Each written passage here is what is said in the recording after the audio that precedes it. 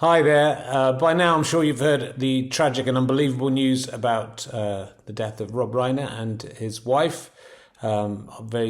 He's one of my absolute comedy heroes, and I'm, of course, directed and starred in This Is Spinal Tap, which I consider to be the best film of all time, I would say, but certainly the best comedy film. And obviously, like most comedy fans and film fans, I'm very cut up about this surprising and unexpected and awful news. As always, when someone we've had on RHLSTP dies, it feels nice to put out the episode again as a tribute. One of the nice things about RHLSTP for me personally is that I get to often talk with people who are my absolute comedy heroes and tell them how much they meant to me, which I'm very grateful now that I got to do with Rob. He was someone I never thought I would get to interview on any medium, but he had a podcast out that he was promoting, and they asked me if I would like to talk to him, and of course I said yes. He was so generous with his time. Within this podcast, I think he did open up to me a little bit, but certainly about revealing the news about Spinal Tap 2. I think he was a bit annoyed by me as well, but that's part of my job. But what a delight it was to talk to him. So just as a tribute to an amazing man and a director with this incredible run of just the best films there have ever been, and a man who kept working right up to the end, and a man who had a very unfortunate end. Yeah, I mean, I'm still in shock about it. So I hope you will enjoy this tribute episode to Rob, which we recorded a couple of years back. And, very grateful to have an hour of that man's time and to let him know what I thought about him, which has not always been the case with some of my comedy heroes. Anyway, here we go. Welcome to another RHLSTP. I am delighted to be joined by someone who's best known for being the truck driver in The Jerk, fantastic film. It's Rob Reiner. How are you doing, Rob? I'm good. How are you? I'm You pulled that credit right out of your ass. I did. Do you remember much about that appearance on the uncredited? Well, yes, I do. I mean, this was a film that was Steve Martin. Yeah. Starred. My father directed it, and I played a truck driver. Steve was trying to hitch a ride, and he flags me down, and I say, "How far?" He says, I'm going to wherever he was going, and he says, "How far are you going?" And I said, "Well, I'm just going to the end of this fence here." And then he says, "Okay, I'll take a ride." And he jumps in, and I drive like 2 feet with him. That's good. I do remember it. I didn't know it was you until I did the research, though. But well, people will know you from many different things. I would argue possibly from being a director of some fantastic films. I would say you're a very highly rated director, but I would still say you're an underrated director, Rob, for my money. I mean, let's up my rating. Then. I think so. I said when knew I was going to interview you that you interviewed what I consider to be the best film of all time. I talked to Chris, my producer, who said he thought you directed what he considered to be the best film of all time, and 2 other people who also agreed. We all chose 4 different films. So my favorite film is Spinal Tap, which I think is the greatest comedy film there's ever been, but also any film. Chris loved The Princess Bride. I think my wife chose When Harry Met Sally, and Stand By Me, which I think is your favorite, was someone else's choice as well. Yeah, I mean, it's my favorite only because it means so much to me. Okay. I don't know that it's the best of the films I've made, but it personally means a lot to me. But since your favorite film is This Is Spinal Tap, we're making a sequel. Are you? Yeah. We're going to start shooting in the end of February, and everybody's back, and Paul McCartney is joining us, and Elton John, and a few other surprises. Garth Brooks and fantastic. Yeah. Oh, well, I look forward to that. It is a film that I'm a touring comedian, and I'm sure all comedians and musicians say this to you, but it's a film you can watch on tour and see a lot of touring in whatever level you're at. I'm also working on I've been working on some improvised films as well. So I just wondered what do you think the secret to putting together a film that is largely or entirely improvised is? What's the best? The only thing that matters is that you get people who are good at improvising. You have to get people who feel comfortable doing that, and who's they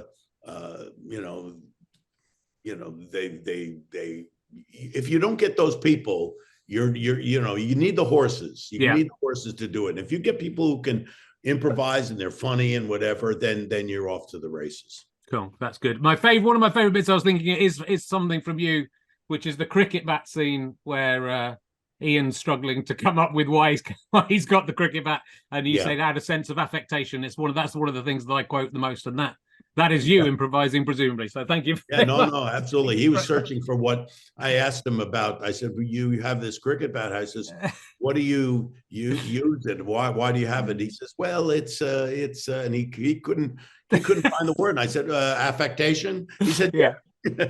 And it's the kind of thing you couldn't script. But that's what I love about improvising is the exchanges that come up are so natural, and you couldn't script them or explain why they were funny, but they are funny when they're done. But of course, do you feel that there's? I feel with Spinal Tap, and I won't talk about this too long. I know we're going to talk about your podcast, but there's what makes it work is how real it is. Is there stuff, and I know there's hours and hours of footage that you didn't use. Is there stuff that you regret not being in the film? And is there anything that you look at it now and think, oh, I wish that scene hadn't been in the film? No, everything that's in there is something I wanted. We shot so much footage. And the whole thing is to try to tell a story. I mean, you want to get a sense of the tour that we had and the characters and tell a story. And what you want to do, especially with a comedy, you don't want to overstay your welcome. I mean, this is a stand-up, you leave them wanting, you go off on a big laugh and get out, So the worst thing you can do is just load it up with, even if they're funny things, they may be tangents and things that take away from the drive of the film. And did you anticipate with it how influential it would be? Because I think it has been, and certainly here in the UK as well, but I know in America, I think I worked on the hour which became the Day-to-Day, which was where Alan Partridge and all those guys started, Armando Iannucci, and I know how much Armando was influenced by Spinal Tap. And did you anticipate that it would have this kind of influence and still be all these years later people wanting a sequel? We never did. I mean, we wound up in the American National Film Registry, which is it's like bizarre that happened.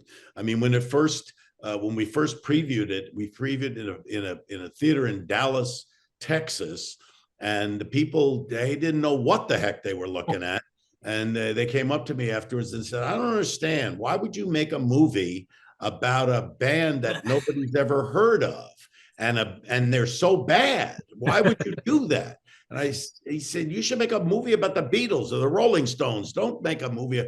I said, "Well, it's a satire." I tried to explain it, but over the years, people got it, and they started to like it. Yeah, it was a slow burner, wasn't it? And Princess Bride, which is my producer's favorite film, you did remake The Princess Bride in lockdown, or you were involved with that. It was made as a home movie, which is pretty extraordinary. We didn't remake it. What we did was during the run up to the I think it was the 2016 election, we did a reading of it online, a Zoom reading, and we cast people to play the parts to raise money for Democrats in Wisconsin. Okay. So that's what we did. I mean, it wasn't a remake or anything. No, but it's a whole, the whole film is done with different characters playing. Yes, we had all the actors. As a matter of fact, my father played the Peter Falk character. Yeah. And I played the little boy, the sick boy in the bed. So it was kind of cool because my father, passed away a few years ago, and the last thing he ever did, the last word he ever said on camera to me, when I said, can you come back and read it to me tomorrow? And he said, "As you wish." That's the last thing he said, Oh which man, means I love you, you know. yeah. So that was pretty emotional. Oh man, that's beautiful. That's really lovely. And as an actor as well, you've sort of been in everything. I mean, when I talked to Harry Shearer on this podcast, I was sort of amazed to find out that he'd been in Abbott and Costello, which didn't seem possible when two worlds collide like that. But again, you started acting very young, so you were in Batman. Harry started when he was like a kid, a little kid. I mean, he was acting with Jack Benny. I mean, he did all kinds of stuff from when he was, you know, under 10 years old. Yeah, but even, you know, with you, it feels like you shouldn't be in Batman. You know, you're in Batman, the original TV series Batman, playing a delivery boy. Yes, I played a room service guy. Okay. I was bringing food to the Penguin, who was played by Burgess Meredith. That's right, yeah. Yes, it's an early part for me. But subsequently, you've been in pretty much every one of my favorite comedies. You worked with Gary Shandling, both in The Gary Shandling Show and on Larry Sanders. You've been in The Simpsons. You've been in Curb Your Enthusiasm. You've been in 30 Rock. You've been in Frasier. That one, not as you. I don't think I was in Frasier. Oh, it's down on IMDb as you. I don't remember it, but that's one of the ones. I remember being in Frasier. Okay, well maybe that's a mistake. I got that one wrong. Yeah. Okay, but the others is the others I've been in. Yeah. Yeah, it's an incredible acting career as well as directing career. And again, in the UK, we don't know this one so much because we had Till Death Us Do Part, and you were in All in the Family, which was the American version. Yeah, All in the Family was based on Till Death Us Do Part. Yeah, the Alf Garnett, and you know, I think that, you know, the British show was even more cutting edge than All in the Family was, and at the time when All in the Family came on, that was as cutting edge as there ever was on American television. Yeah, we had it famously had the first toilet flush on primetime American TV, and that was a big deal. So that's right. But Alf Garnett used to go after the Queen. Yes, he would trash the Queen. I mean, which is really in Great Britain that you just don't do that. No. So anyway, look, I know let's talk about your new podcast. Things must be going badly for you, first of all, Rob, because you've turned to podcasting. I've been podcasting for 15 years, which will let you know how badly my career has been going. But it's a hit podcast. It's already doing incredibly well. There are 3 episodes out as we speak, and we're actually are we talking on the anniversary of the 60th anniversary? Yes, this is the 60th anniversary of the assassination of John Kennedy. Yeah, so you've done a podcast, 10-part podcast, 3 parts out so far, called Who Killed JFK. It's something that obviously has been discussed a lot, and there's been a lot of theories, and some of them debunked and some of them not. What's drawn you to this subject, and why do you want to podcast about it? Well, anyone who was alive at that time, which I was, you'll never ever forget where you were when you heard that news. It just stays with you. I was in my high school physics class, and a student walked in and whispered in the teacher's ear, and he turned to us and he said, "I have some terrible news." And he told us what had happened, and everybody was shocked. We were all sent home from school. We went to our televisions and we watched nonstop. It was a massive national trauma that hit the entire country.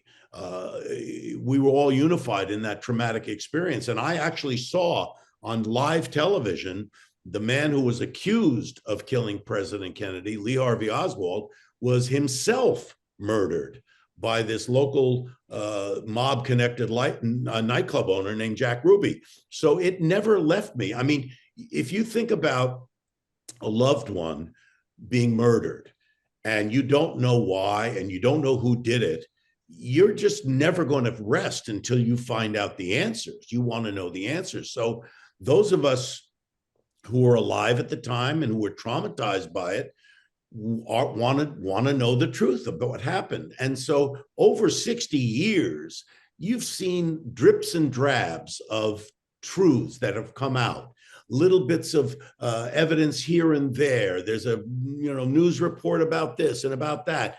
And unless you're following it, unless you are interested in it, you don't put all those pieces together. They don't mean much in a disparate form like that. So what I tried to do with this 10-part podcast, and I host it with Soledad O'Brien, who's an award-winning journalist. She just got inducted into the Journalism Hall of Fame. Wow. We put it all together. We take all the information that we've accumulated over 60 years and put it in one place so people can really understand what exactly happened that day. And by the 10th episode, we lay out exactly who we think was involved, how they did it, and we name shooters, and we also name positions where the shooters were. Now, we can't be 100% sure, but the one thing we can be 100% sure is it was a conspiracy. There's no question about that. There is no question about that. If you take all the information together, there is no way on this God's earth that one person, Lee Harvey Oswald, shot the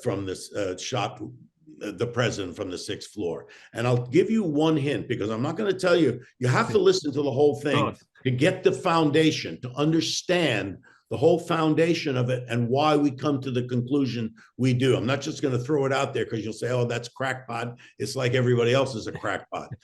I'll give you one hint, because we approach it like a murder mystery, which is what it is. We call it the greatest murder mystery in American history. And we approach it as detectives to look at what happened. You look at the suspects, who had the motive.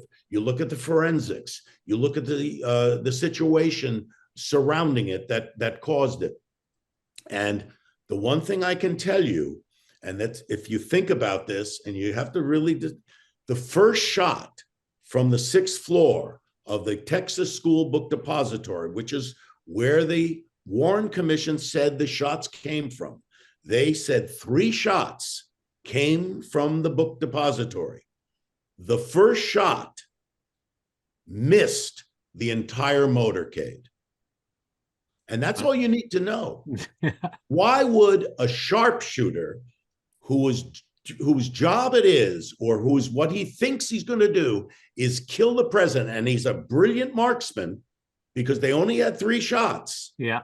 The first shot misses the entire motorcade.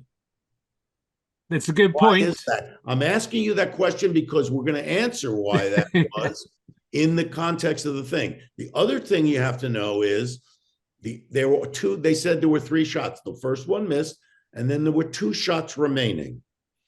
One of the shots we know was the death shot that killed the president. It hit his head and it blew the brains. It was horrific. Yeah. The second shot, that was the last shot. The second shot is the one that blows the whole idea of the single gunman apart, completely apart. And they call that the single bullet theory.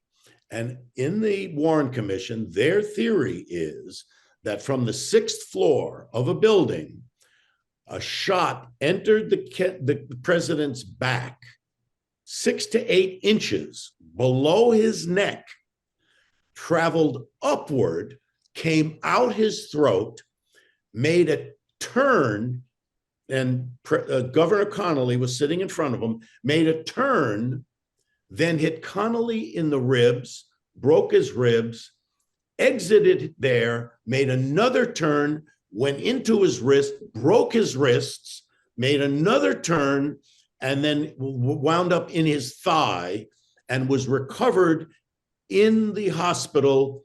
And it's on record in the Warren Commission and in the National Archives, and it's a pristine bullet. Yeah. If you believe that, that one gun did all that, then you can, okay, then it's a single shooter up there. But it's ridiculous. It's ridiculous on its surface. And so then it opens the door to there were others involved. Then we get into who was involved, how they were involved, what was the situation that allowed those forces to come together. And you'll hear it in the podcast. Yeah, well, it's fascinating already, and I know you make very good points about that, and it feels at the very best, and I know this is just early doors. All you could say is that they didn't. The government, the CIA, didn't want to create a situation where there was any doubt about, any question about what happened. So just made up a story and hope they could put it to bed. And we have proof of that. Yeah. There's a phone call between J. Edgar Hoover and Lyndon Johnson, who was the new president. And in that phone call, they talk about we've got to make sure that we don't have a lot of investigations here. We don't want this to get out of control. We have to make sure that it's focused on Oswald. And in the conversation, they actually say they talk about they shooter. They don't say one, but we got to make sure that it's Oswald, that everybody knows it's Oswald. Then there's a very famous memo that came from the Deputy Attorney General that said the public has to be made comfortable and be made assured that Lee Harvey Oswald was the only gunman. They actually say that, and this is a memo that was sent 2-3 days after the assassination. So there you have it. I mean, how do you think they thought they would get away with it? Was it just a time when no one? Because obviously a lot of the questions came down the line, and you sort of talk about how you saw comedians and people discussing it 10-15 years later, whatever. Right. Do you think they just thought it was so unlikely just to go away? So all of the autopsy reports get burned and the photos disappear. The original autopsy report was burned, and then they issued another. But here's the thing. 2 things. One is America had just, with their allies, had just defeated the Nazis a few years earlier. We were the good guys. We defeated fascism. People had trust in their government. And so they were going to trust whatever the government said. There were 2 investigations done into the Kennedy assassination by the government. One was the Warren Commission, and then many years later, over 10 years later, the House Select Committee on Assassinations did another investigation. Both of those investigations were 180 degrees opposite from each other. The Warren Commission said it was a single gunman. The House Select Committee said it was a conspiracy.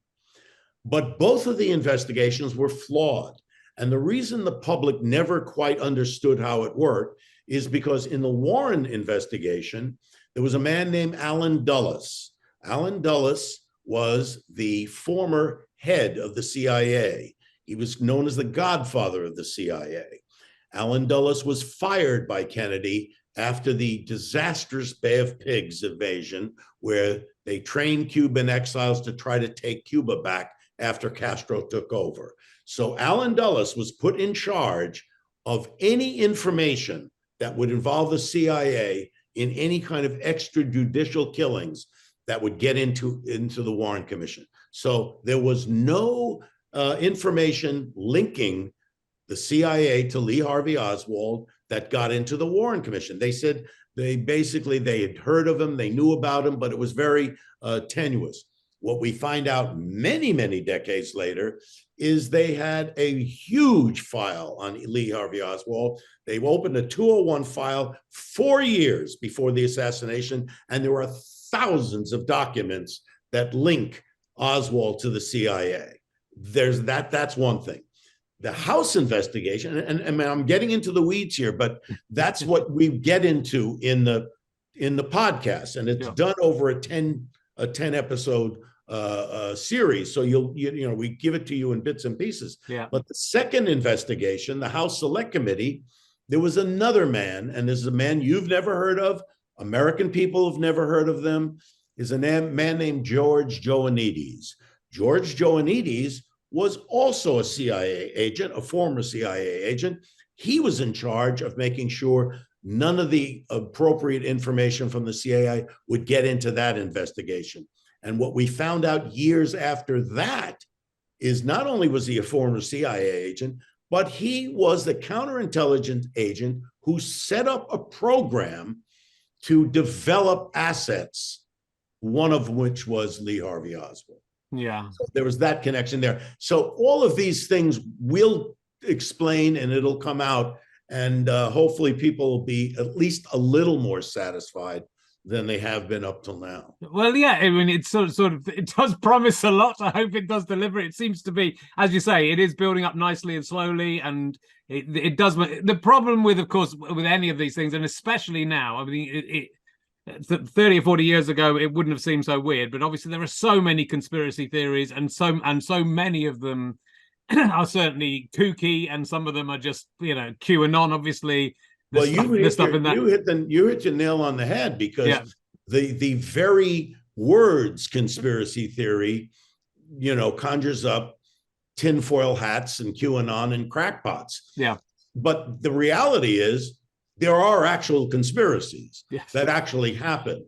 And so it is very difficult in this day and age to try to push through something that we can prove certain things happen. We know certain things happen. And so it's very tough to push that through, especially in a world of disinformation and AI and all that stuff. But in our podcast, we only interview experts. We only interview people who were there.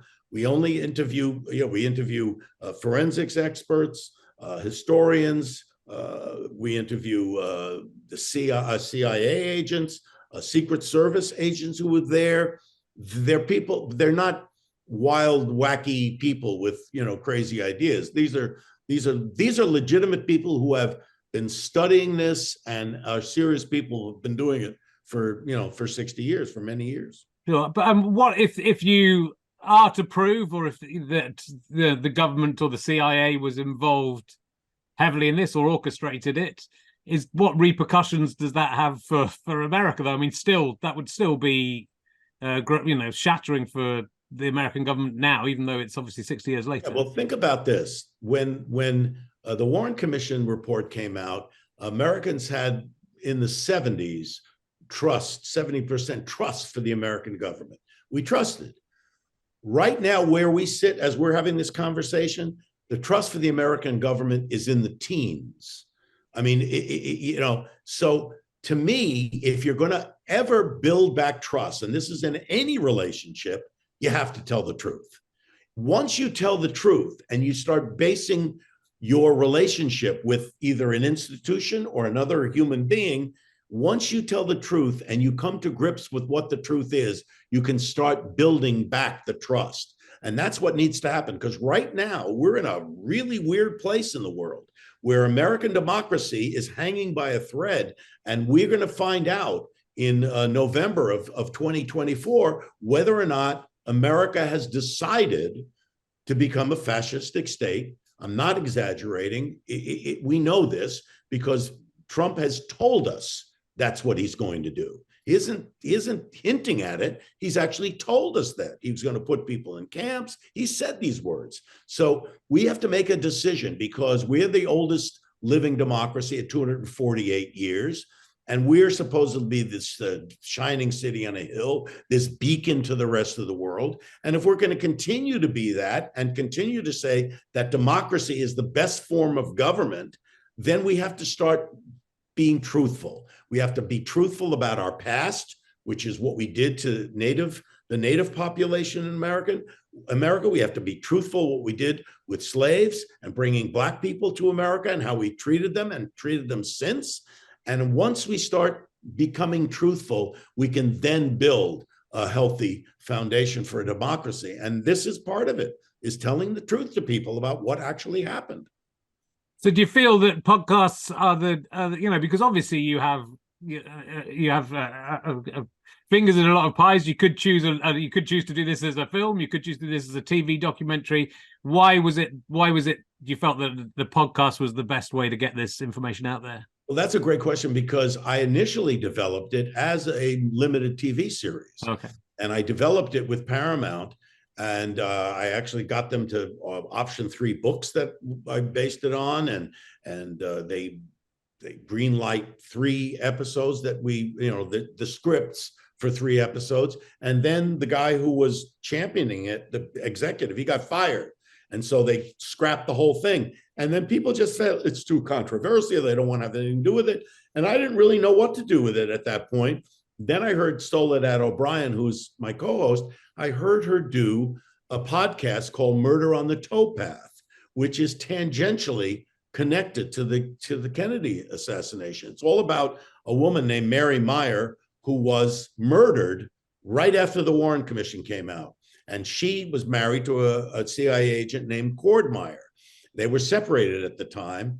And Mary Meyer, her sister, was married to Ben Bradley, who was the editor of the Washington Post. And she herself, Mary Meyer, was having a year-long affair with Kennedy.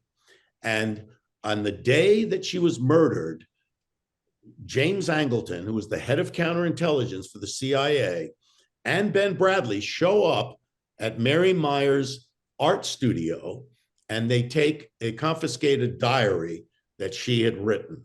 And that we've never seen the contents of that diary since. But it was a wonderful story, the way she told it. And I heard that and I said, boy, maybe that's the way to go. And I contacted Soledad and she said, okay, let's do this. And it's an interesting dynamic that we have because she was -3 when this happened. So she didn't have much information about it. She just believed what she was told in school, which is, Warren Commission, single gunman, goodbye and good luck. So it was almost like we were talking to each other where she's learning this stuff and I'm like steeped in it because I've been to Dealey Plaza a million times. I've talked to everybody that's alive, that's still alive, and they'll be on the podcast. I've read every book. I've talked to forensic experts, everybody. And so we have this kind of interesting dynamic where it's almost like she's getting information from me and from the people that I'm bringing on the podcast. Did you find in the, obviously this is deeply researched and a lot of information comes from lots of different places. Did you find through doing this podcast that anything you thought before was wrong, or you'd misjudged, or or the information that you thought was right wasn't right, or did it all confirm what you'd already believed? Well, there were variations of the initial idea that I had. When I started, because you have to approach it like a detective.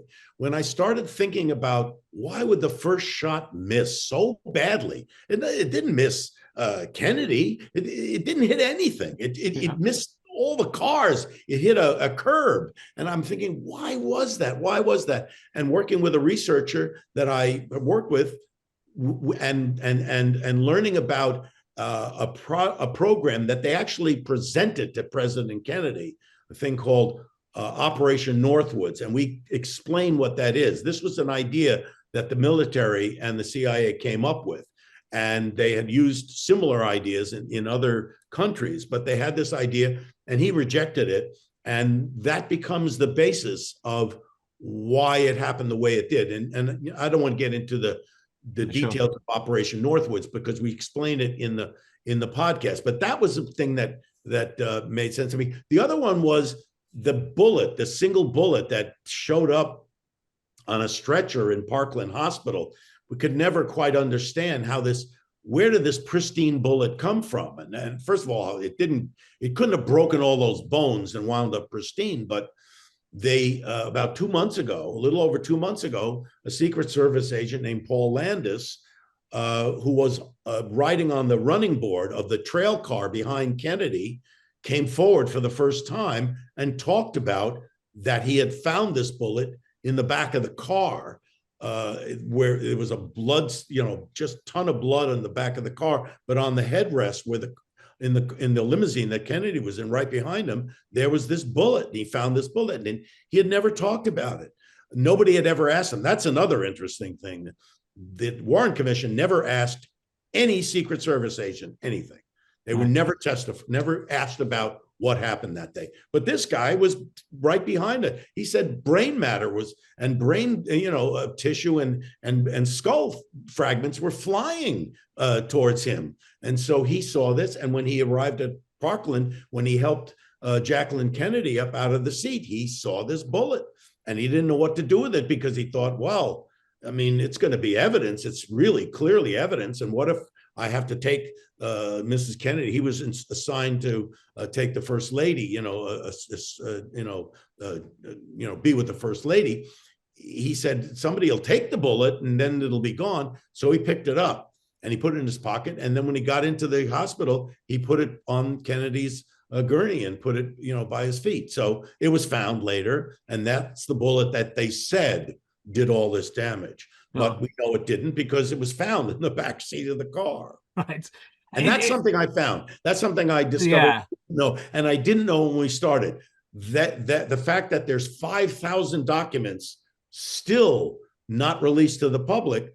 We've been learning about this in drips and drabs over 60 years. So it's hard to put it all together. But in this podcast, that's what we try to do. We try to put all the pieces together so you can understand it. And within a conspiracy, I mean, the problem with conspiracy theories often is you sort of think, well, would it stay? If man hadn't landed on the moon, all the people involved in that conspiracy, would they have been able to keep it quiet? Is there a reason why nobody has come forward, or maybe they haven't? It's in a later episode. They have come forward. They have come forward. That's the weird thing. Right. They have come forward, but they come forward in a little bit of information that they have. And they come forward, and then 10 years later, somebody else says something.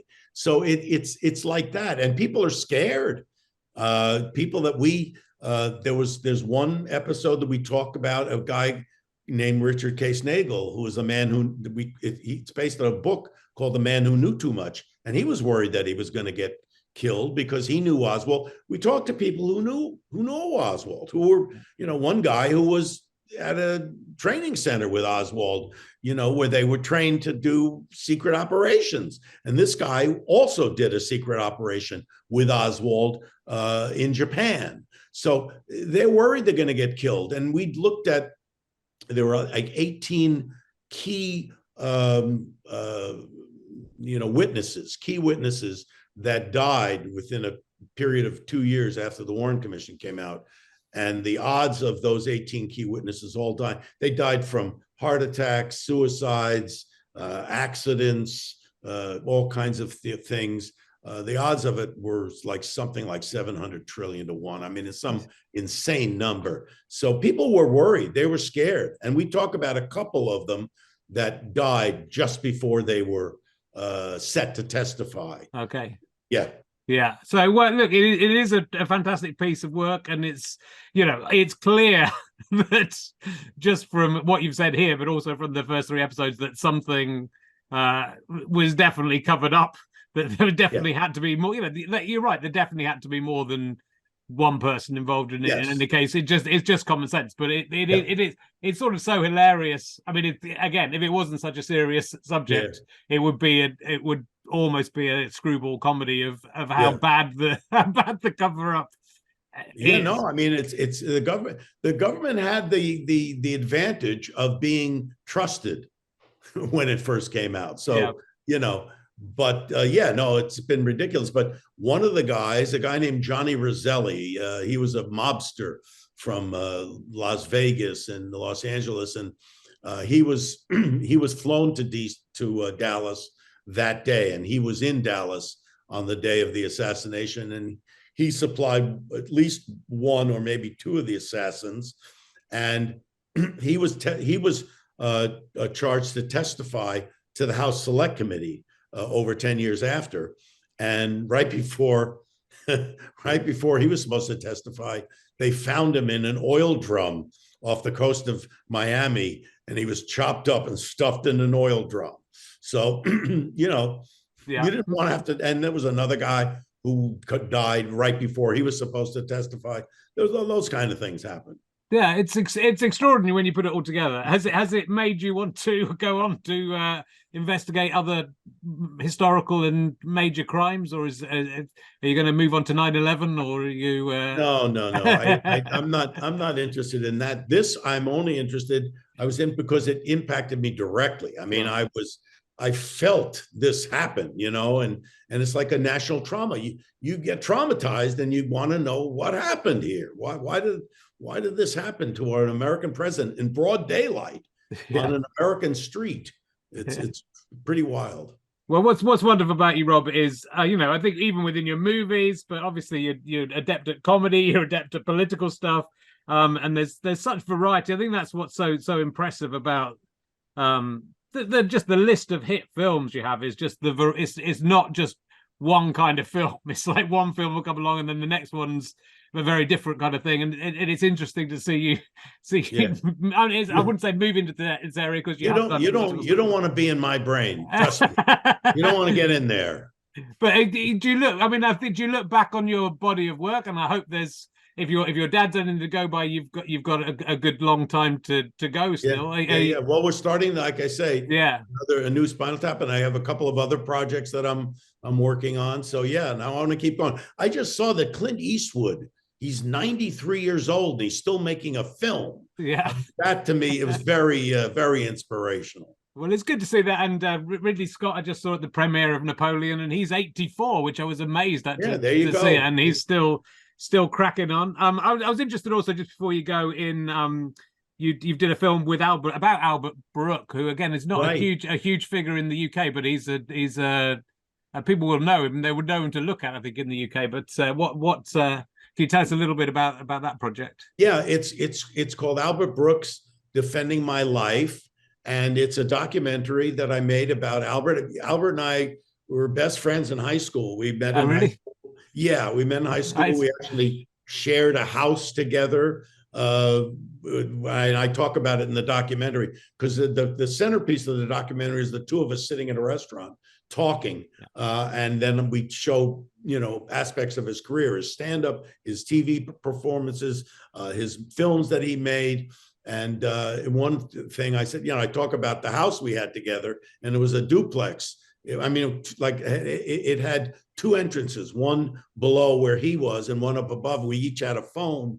And whenever I took a girl over to have, to make love to her, to have fun up there, we'd finish and the phone would ring. And it would be Albert. He'd be calling. He says, are you done? I say, yeah, what? He says, you want to go get something to eat? He was, and then he says, yeah, and the beauty of it is it only lasted 20 seconds. So I didn't get too hungry. I could run right out and get it.